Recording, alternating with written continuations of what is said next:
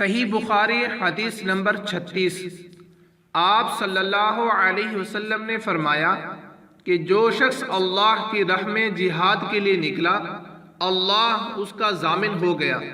اللہ تعالیٰ فرماتا ہے اس کو میری ذات پر یقین اور میرے پیغمبروں کی تصدیق نے اس سرفروشی کے لیے گھر سے نکالا ہے۔ میں اس بات کا ضامن ہوں کہ یا تو اس کو واپس کر دوں ثواب اور مال غنیمت کے ساتھ، یا شہید ہونے کے بعد جنت میں داخل کر دوں۔ رسول اللہ صلی اللہ علیہ وسلم نے فرمایا، اور اگر میں اپنی امت پر اس کام کو دشوار نہ سمجھتا تو لشکر کا ساتھ نہ چھوڑتا، اور میری خواہش ہے کہ اللہ کی راہ میں مارا جاؤں، پھر زندہ کیا جاؤں، پھر مارا جاؤں، پھر زندہ کیا جاؤں، پھر مارا جاؤں۔ صحیح بخاری حدیث نمبر 37۔ نبی کریم صلی اللہ علیہ وسلم نے فرمایا، جو کوئی رمضان میں راتوں کو ایمان رکھ کر اور ثواب کے لیے عبادت کرے اس کے اگلے گناہ بخش دیے جاتے ہیں۔ صحیح بخاری حدیث نمبر 38۔ نبی کریم صلی اللہ علیہ وسلم نے فرمایا، جس نے رمضان کے روزے ایمان اور خالص نیت کے ساتھ رکھے اس کے پچھلے گناہ بخش دیے گئے۔ صحیح بخاری حدیث نمبر 39۔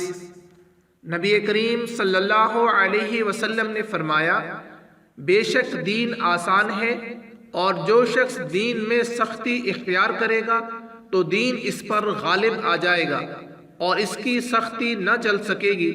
بس اس لیے اپنے عمل میں پختگی اختیار کرو، اور جہاں تک ممکن ہو میانہ روی برتو اور خوش ہو جاؤ کہ اس طرز عمل سے تم کو دارین کے فوائد حاصل ہوں گے، اور صبح اور دوپہر اور شام اور کسی قدر رات میں عبادت سے مدد حاصل کرو۔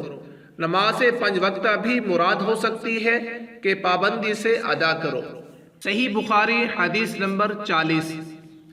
رسول اللہ صلی اللہ علیہ وسلم جب مدینہ تشریف لائے تو پہلے اپنی ننہال میں اترے جو انصار تھے، اور وہاں آپ صلی اللہ علیہ وسلم نے 16 یا 17 ماہ بیت المقدس کی طرف منہ کر کے نماز پڑھی، اور آپ صلی اللہ علیہ وسلم کی خواہش تھی کہ آپ کا قبلہ بیت اللہ کی طرف ہو۔ جب بیت اللہ کی طرف نماز پڑھنے کا حکم ہو گیا تو سب سے پہلی نماز جو آپ صلی اللہ علیہ وسلم نے بیت اللہ کی طرف پڑھی عصر کی نماز تھی۔ وہاں آپ صلی اللہ علیہ وسلم کے ساتھ لوگوں نے بھی نماز پڑھی۔ پھر آپ کے ساتھ نماز پڑھنے والوں میں سے ایک آدمی نکلا اور اس کا مسجد بنی حارثہ کی طرف گزر ہوا تو وہ لوگ رکوع میں تھے۔ وہ بولا کہ میں اللہ کی گواہی دیتا ہوں کہ میں نے رسول اللہ صلی اللہ علیہ وسلم کے ساتھ مکہ کی طرف منہ کر کے نماز پڑھی ہے۔ یہ سن کر وہ لوگ اسی حالت میں بیت اللہ کی طرف گھوم گئے، اور جب رسول اللہ صلی اللہ علیہ وسلم بیت المقدس کی طرف منہ کر کے نماز پڑھا کرتے تھے یہود اور عیسائی خوش ہوتے تھے، مگر جب آپ صلی اللہ علیہ وسلم نے بیت اللہ کی طرف منہ پھیر لیا تو انہیں یہ امر ناگوار ہوا۔ ظہیر ایک راوی کہتے ہیں کہ ہم سے ابو اسحاق نے برا سے یہ حدیث بھی نقل کی ہے کہ قبلہ کی تبدیلی سے پہلے کچھ مسلمان انتقال کر چکے تھے، تو ہمیں یہ معلوم نہ ہو سکا کہ ان کی نمازوں کے بارے میں کیا کہیں۔ تب اللہ نے یہ آیت نازل کی، وَمَا كَانَ اللَّهُ لِيُضِيعَ إِيمَانَكُمْ